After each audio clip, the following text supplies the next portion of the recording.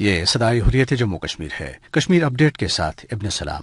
مقبوضہ وادی کشمیر اور جموں کے مسلم اکثریتی علاقوں میں فوجی محاصرہ اور ذرائع مواصلات کی معطلی آج مسلسل 64ویں روز بھی جاری رہی۔ غاصبانہ پابندیوں کے باعث مقبوضہ علاقے کا بیرون دنیا سے رابطہ منقطع ہے۔ اشیائی ضروریہ کی شدید قلت کے شکار کشمیریوں کے لیے موسم سرما کی آمد کے ساتھ ہی مصائب میں اضافہ ہو رہا ہے۔ پورا کشمیر ایک جیل خانے کا منظر پیش کر رہا ہے۔ پابندیوں کے باعث اموات میں اضافہ ہو رہا ہے کیونکہ لوگ ایمبولینسز منگوانے سے قاصر ہیں۔ سری نگر کے ایس ایم ایچ ایس ہسپتال کے ڈاکٹر نے بتایا ہے کہ اس مسئلے کے باعث کم از کم 1 درجن مریض جانوں سے چلے گئے ہیں، جبکہ سرجریز کی تعداد میں بھی 50% کمی واقع ہوئی ہے۔ بھارت کے 284 سیاسی رہنماؤں، صحافیوں اور ماہرین تعلیم نے بھارتی صدر اور وزیر اعظم کو ارسال کردہ ایک درخواست میں کشمیر کی صورتحال کو ناقابل قبول قرار دیتے ہوئے ان پر زور دیا ہے کہ وہ کشمیر میں رابطوں کے ذرائع بحال کریں، جنہیں کیرالہ کے ہائی کورٹ نے حال ہی میں بنیادی حقوق میں شامل قرار دیا ہے۔ ناگالینڈ کے بزرگ ترین علیحدگی پسند لیڈر تھوئنگالینگ مویوا نے مودی سرکار کے 5 اگست کے اقدام کو ناقابل قبول قرار دیتے ہوئے کہا ہے مودی نے کشمیریوں کی پیٹھ میں چھرا گھونپ دیا ہے۔ اپ ڈیٹ ختم ہوا۔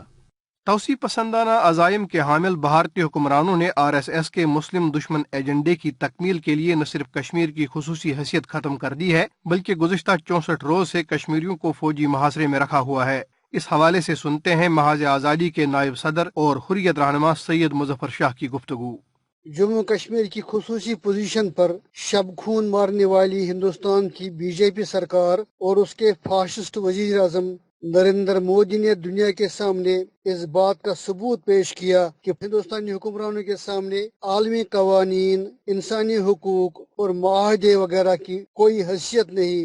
1.25 کروڑ انسانی آبادی کو کرفیو، لاک ڈاؤن اور بلیک آؤٹ کے اندھیروں میں دھکیل کر اگر آر ایس ایس کے دہشت گردوں کا ٹولہ اور انارکی پسند بی جے پی یہ سمجھتی ہے کہ وہ کشمیری قوم کے جذبہ آزادی کو زیر کرے گی تو یہ ان کی بھول ہے۔ درندہ صفت بھارتی حکمرانوں نے کشمیر میں اپنے ظلم جبر کا اپنا آخری کارڈ کھیلا۔ اس کے آگے انشاءاللہ ہندوستان کی ٹوٹ پھوٹ اور زوال پذیری کا باب شروع ہونے والا ہے۔